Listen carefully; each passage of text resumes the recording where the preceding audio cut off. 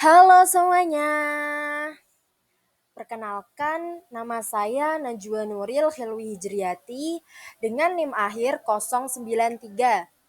Di sini saya akan memberikan sedikit edukasi tentang pembentukan perilaku terhadap anak secara modeling di dalam teori Albert Bandura.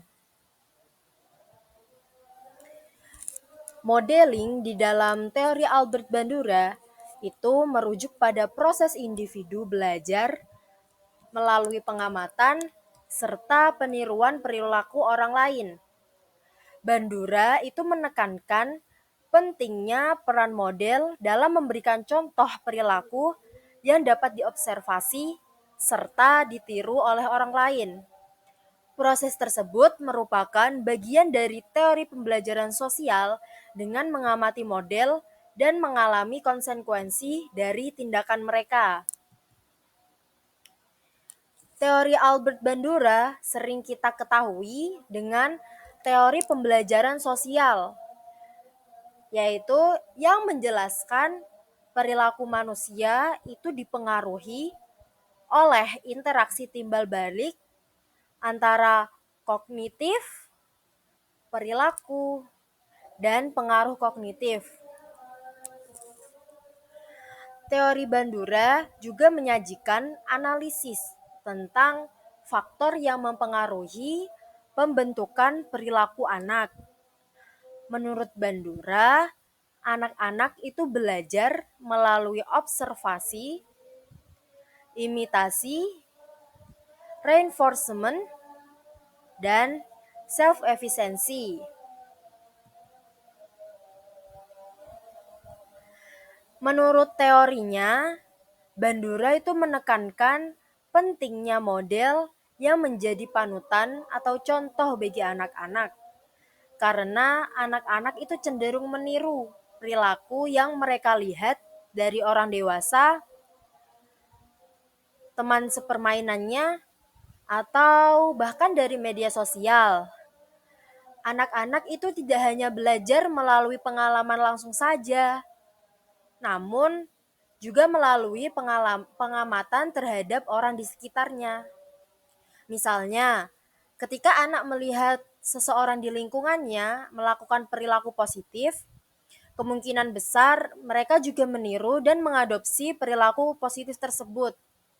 Sebaliknya, jika tindakan tersebut diikuti konsekuensi negatif, maka anak mungkin akan menghindari untuk menirunya.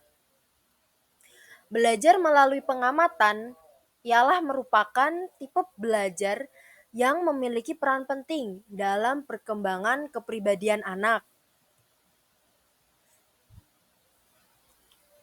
Selanjutnya, dalam konteks pembentukan perilaku anak, model yang sering diamati itu adalah orang tua dan tokoh lainnya yang penting dalam kehidupan anak.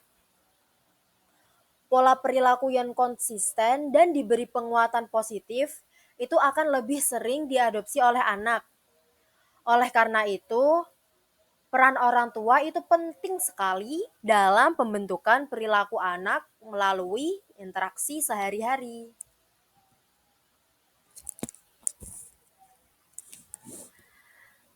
Selanjutnya, reinforcement atau penguatan itu menjadi elemen kunci di dalam pembentukan perilaku anak menurut teori Bandura. Anak-anak itu cenderung mengadopsi perilaku yang mendapatkan hadiah atau penguatan positif. Sementara perilaku yang mendapatkan hukuman mungkin tidak akan diulang lagi. Oleh karena itu, memberikan penguatan yang tepat waktu dan konsisten itu memegang peranan penting di dalam pembentukan perilaku anak yang baik atau dalam membentuk perilaku yang diinginkan. Selanjutnya dalam konteks pendidikan, guru memiliki peran penting di dalam membentuk perilaku anak-anak melalui modeling dengan memberikan contoh perilaku yang baik dan memberikan reinforcement positif. Oleh karena itu, guru bisa menjadi pembentuk perilaku yang signifikan.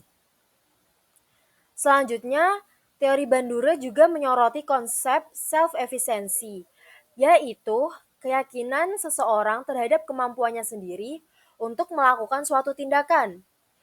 Di dalam konteks pembentukan perilaku anak, self-efficacy itu dapat memainkan peran penting dalam motivasi dan kemampuan anak untuk mengatasi tantangan.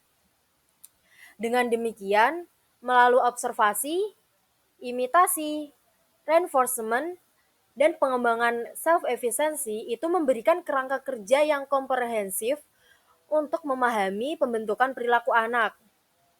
Faktor tersebut itu saling berkaitan dan memainkan peran penting dalam membentuk respon dan tindakan anak dengan lingkungannya.